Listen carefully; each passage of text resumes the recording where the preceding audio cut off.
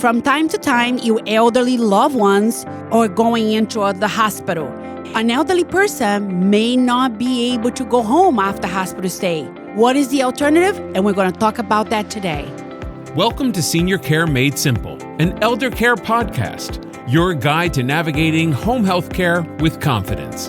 Hosted by Andrea Albertini, founder and CEO of Horizon Care Services, an industry leader in private duty home care in South Florida. To learn more, visit horizoncareservices.com. Good afternoon, good morning, good evening, because I don't know where you all are today.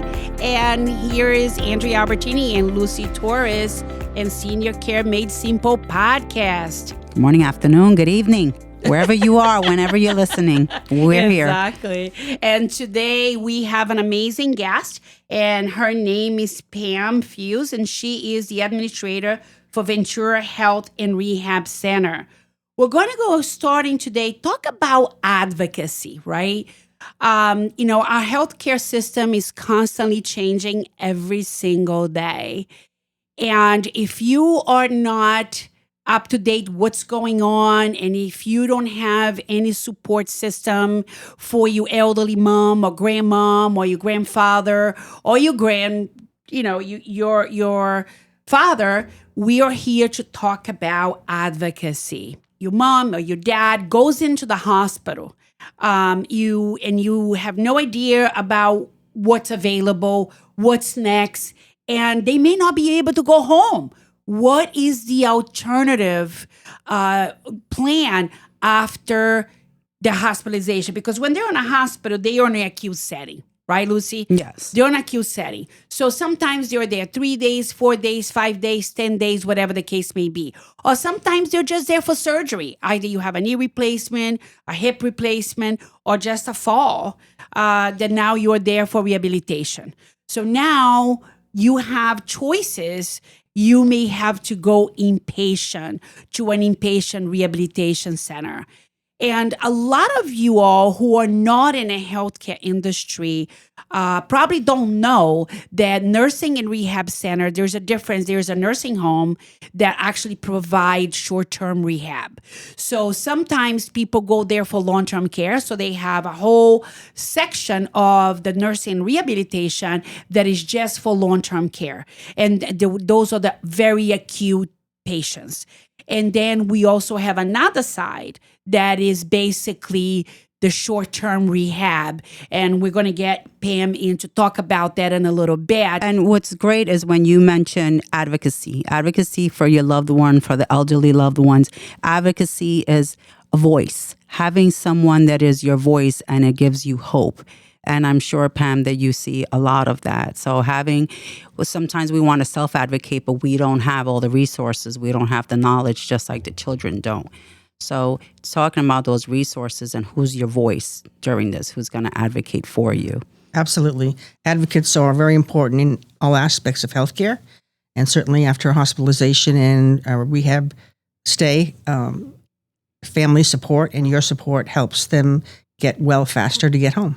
And we know advocacy, Andrea, from all the years of working in our industry, and you running this company, and firsthand, you even going out there and advocating for patients in the hospital. And then also, too, there is a rule and regulation from Medicare that you need to have a 3-day hospital stay. 3 midnights, yes. For you to go into rehab. And to be able to go into the hospital and advocate for your loved one. It is very important to do that because it does get very confusing when a case manager is trying to, hey, you can go here, you can go there. The doctor will say, oh, you can go here, you can go there.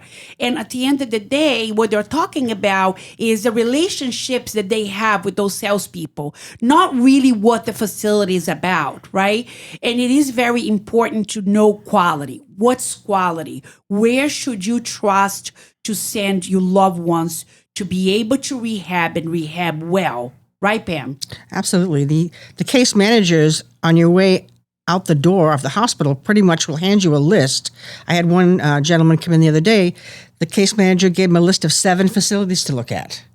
And that's just a lot of time and confusion for the family. Mm-hmm. Our facility provides the cleanliness, the care, everything that you need for successful rehab. And Andrea, you've visited our facility many times.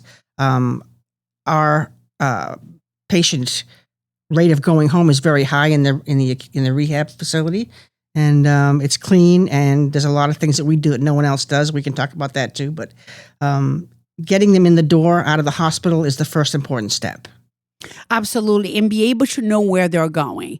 And, and it happened in my business too. Case manager gives them a list. Well, they don't know. They have no idea. And they don't have time to check. So if you are a child of somebody elderly that is in this position in the hospital, you need an advocate. You need to look how many stars they have. You need to, get reference for those facilities. Or even if you're requesting private duty home care, there's going to be times that, that if your mom and dad are not in a hospital more than 3 days, they're not going to be able to qualify to go into a skilled nursing facility for 15, 20 days of intensive rehabilitation, which that's what your loved one needs, correct? Yes, it's a great point you brought up, because also they have to be admitted inpatient, not under observation. That's another thing that people don't understand. They say, oh, I was admitted to the hospital. They don't realize they're still under observation. Well, that's not going to qualify them as 3 midnights inpatient. And that's a big deal, because that affects the fact that you didn't qualify for your 3 midnights because you weren't actually inpatient admission. You were under observation. And that affects the insurance and affects the care after discharge. So that's a big thing for people to understand. Yeah, because Medicare will not pay the bill if you don't have a 3 midnight That's stay. right. You're going to pay the bill, and you don't want to get to a facility and find that out. This is why, too, if you come to a place like ours, we'll check the insurance for you. We'll check the availability. We'll check the your ability to come under a Medicare stay, and we'll give you all the information you'll need to make sure you're all set. Yes, and patients don't know that. And when you go into the hospital as a patient, especially an elderly patient, you're more likely confused. You're in pain. You're emotional. You're scared, and you don't know the difference between I'm here under observation, because you think, just like the word says, observation. They're observing me to see what's going on, but they don't realize that under observation is not going to pay for them to go to rehab. So it's a big learning curve for many of the family members and for the patients themselves. And speaking of advocating, us continuing to advocate that anytime someone tells me, oh, my mom or dad, they're in the hospital and I want them to go to rehab, I say, are they inpatient? What do you mean? Yeah, they're inside the hospital. They are. And I said, no, that doesn't mean that. And then I have to explain to them, make sure you speak to case management immediately and find out if they're inpatient or observation. Yeah. And when we get the referral from the hospital for a patient, we can tell on the computer system exactly when they admitted the patient inpatient. So we know, even if the case manager can't explain that to them, if they come to us on a tour or an inquiry, we can tell them if they've been inpatient or not. That's great. Yeah. And the other things that I want to mention to the listeners, you can private pay. So if your mom and dad are in a facility, if they don't qualify for the 3-day hospital stay, you have the option to private pay if that's what you want to do. You know what I mean? But the other thing too is advocacy. When your mom and dad or your loved one goes into the hospital, we can also provide a sitter for them, right? So, if let's say you don't live around here, you don't live in Florida or whatever, you don't live in the same town that your loved one is, right? So then what happens is our caregiver can actually go into Ventura and stay, with your mom and dad, grandpop, grandmom, until they're ready to come home, right? And so there's other options. But, a lot of times people get discharged too soon and they're not sent to a rehabilitation center. So you as a child that has some elderly parents, it is very important for you to know what the status is of your mom or dad or grandmom, grandpa before they leave the hospital. Because, like I said, many times they end up back in a hospital again because the rehabilitation was not offered to them by nobody for whatever reason. Yes, or the patient says, no, I just want to go home. And no one wants to take this, or they don't know who to contact. Or they think, okay, you say you don't, and they're not incompetent. But it's great if a child is visiting and you can kind of have that conversation with the patient and say, is it okay if I speak with you in front of your child about what our plans are for discharge? More like they say, yes, sure. And that's when the discharge plan or case manager say, so you have the option that you can go to rehab, which is what we feel is the safest discharge. But you did say you didn't want to, you want to go home. You're going to have the child 95% of the time interject and say, Mom, Dad, what do you mean you don't want to go to rehab? They just said it's safer. And that kind of helps, kind of to be a buffer to direct the patient, because you're right. Then you fall into readmission because they go home, they promise the case manager they will hire someone, and then they go home, they're home alone, and they feel like they have neighbors who live nearby that can help them. We've all heard that story. And then they end up having a fall because they're not ready to go home yet, or they didn't hire someone. Because if they went home, we could have someone prepare them in the hospital and bring them home. Right. And then they have to go through the whole process all over again at the hospital, and they're in worse shape the second time around because they've had a fracture of the fall. So it does happen. It does. And it definitely does help prevent readmission. Yes. Going directly to rehab, getting the services that you need. And then if you want to go home after that, great. You can still go home with private duty, have someone there to monitor you, and even come outpatient. Do you have outpatient, yes, we have outpatient there as well? Mm-hmm. Yeah, yes, we so do. that's fantastic because they like to keep that continuity. Once they build a relationship with that physical therapist, and they feel so comfortable and they feel safe and they trust them and they can actually come back. That's a very good point. They can get the same therapist they've had inpatient, and they have that continuum of care. And our rehab gym is extensive with all the modern equipment and so forth. It's so much better than getting therapy at home where they just use some elastic straps or whatever. Yeah. This is high-tech therapy. So you're going to get the best quality therapy by coming back outpatient. That's right. And for the children that say, well, how is my parent going to get back there once they're home? That's when Horizon, we can step in. We have our caregiver that will safely bring your parent back to your rehab center and then back home and stop at the grocery store, get them some groceries, any medications they need, and they're home safe. And you have this circle of care provided by all of us. Oh, absolutely. Yeah. And it's all about teamwork and continuity of care. It is so important. And, we are having some challenges. And Pam, you and I talked about it last week when I was visiting your facility. We're having some challenges dealing with some of the skilled nursing facilities in Palm Beach County. Lately is that unfortunately a lot of people are buying out all those facilities and they're forgetting the level of care, that they used to provide. A lot of our communities now doesn't provide the level of care that they did before. You're right, Andrew. The stability is one big factor in providing great care. And we have a stable staff. We have a stable company. All around us, the facilities are having problems. Like you say, they're being sold and resold, and the care has gone down quite a bit. And the cleanliness and all. We hear this from people that tour before they come to us. Sure. If they come to us, they'll always, the 99 chances out of 100, they will pick us. And they tell us what they see in these other facilities. It's really very disheartening, but that's what's out there. So you just got to be careful. And you also have care plan meetings, correct? Where you include the family and the patient. Yes, we do. And we have routine care plan meetings, but we also have care plan meetings if the family in general has multiple questions. We'll get together with our team and have a special care plan meeting so that we can talk to them individually with all of us present to make it more convenient for them, and they can get all the information at once. We'll do that anytime, and they can always call any one of us if they have questions about their loved one and their progress. They can go to the gym and observe their loved one getting therapy, talk to the nurses about the progress. We also have physicians and nurse practitioners that will call them if they have questions. That is so helpful right there. That's all a form of advocacy in that circle of care that we continue to talk about. That's great.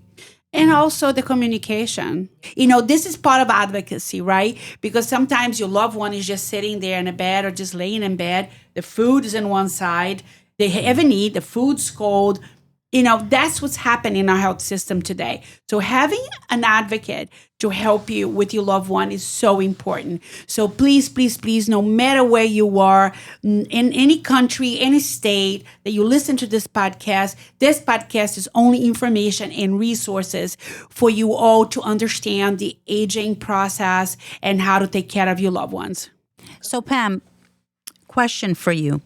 If I was a patient or someone who has a loved one in the hospital and this case manager, discharge planner comes over, hands them a list of 7 different communities, facilities, rehabs, and it's so confusing.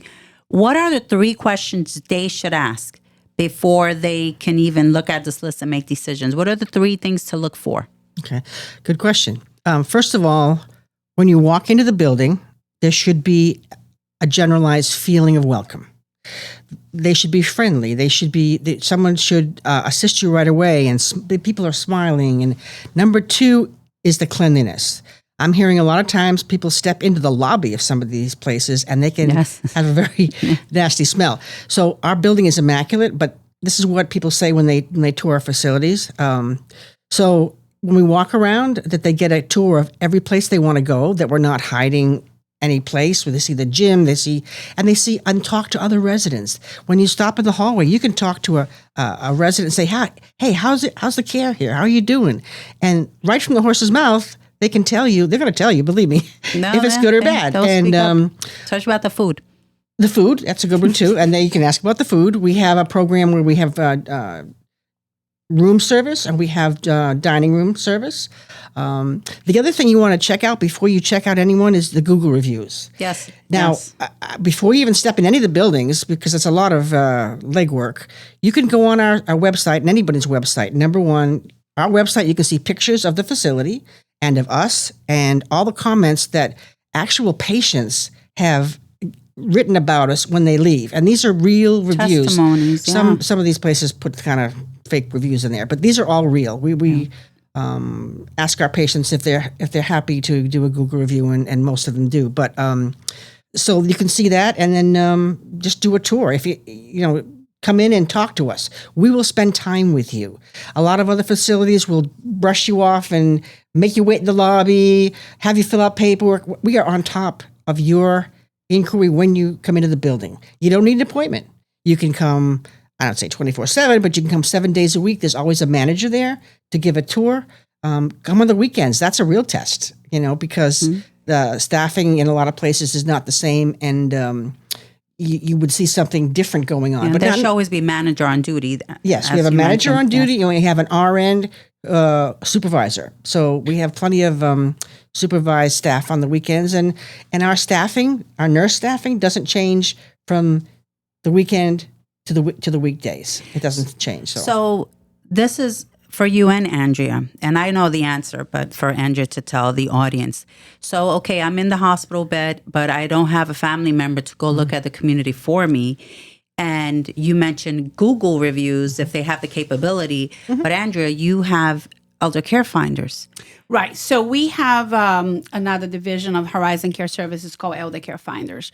So for Elder Care Finders is mostly the assisted living placement, but because we're a full service senior care, they can call us and say, I was referred this list. Right. I got this list. I don't know where to start. I don't even know where to go. So we do get those calls all the time, right? So I say, what area would you like to be? Tell me a little bit about what's going on with your mom or dad or grandmom, grandpop. And then I help them make a decision. And, Lucy, you and I are in and out of those facilities all and we week know long. Them. We know and them. we know who they are, yeah. right? And we know how important it is choosing the right one for you to be able to rehabilitate yourself. So this is a free service that we can Horizon be your eyes provides. and your ears when they give you that list. We can go out there and find that place for you. Exactly. So this is a free service. And one more thing I want to mention also, because you're searching for the place, it doesn't have to be always the closest one to home. A lot of people search out a facility because, it's only 2 minutes from my house. That may not be the best choice. I agree 100%. So you're going to provide them with the actual best place for their loved one. And you may have to drive a little farther, but you know what? You know that you can sleep at night. Yes. You know you don't have to worry I would rather about drive it. to your building because of the exceptional feedback, the care you're going to get. I will take my parent there because I want to know that he or she's in the best environment, best type of care. And it's very important. Everything's so close, too. Our service area is so small, but whatever service area in your view are, look at the quality. It's like I always say, look at the stars that Horizon have. Look at our surveys. Look at how wonderful and amazing of care that we provide. And most of our employees have been here for a long time. And that's like Ventura as well. She has such a great stability with her staff there, from the MDS to the dietitian to the director of nursing, to the social worker. I mean, the social worker is awesome. She's amazing. She is. Haley's amazing. Very She's a important. sweetheart. And which is really important because that's who the family is contacting. But also, Pam, you are very hands-on it though, as an That's true. administrator. That's true. I know you for many, many years. You have been in other facilities before in the past, and you are very hands-on administrator. I mean, your office is right on the lobby, and you know everyone that comes in, and you greet everyone that comes in. And it's very important because it does starts from the top. I've been doing this for about 30 years, and I will honestly tell you, I know all my patients, and I know most of the families. They are welcome to come into my office at any time, and they do. Yes, or they can do. call me. And some people, if they're having a particularly hard time, I even give them my cell phone number to access me 24/7 because I want to be accessible if they're having a problem. But most of my staff is accessible 24/7 as well. That gives them peace So of that's mind. yes, exactly. Yeah, you can always reach one of us. Yeah. Which is great. wonderful. Yes. And for us who advocate for our seniors in our area, you and I also have all the cell phones for those administrators, those social That's right. workers, and everybody. We are a that call we away. work with. Just Yeah. call us and we will help you and become that voice and that advocate for you and for your loved ones. Pam, thank you so much for coming and sharing the information about your community with us. And all the information for Pam will be in our show notes. Please follow us on our next episode of Senior Care Made Simple. Have a great day, Pam, and have a great day, Lucy. Thanks, everybody, for coming today. Thanks for having me. Senior Care Made Simple, an elder care podcast, has been brought to you by Horizon Care Services, your private duty choice in home care in South Florida. For more information on acquiring home care assistance, visit horizoncareservices.com.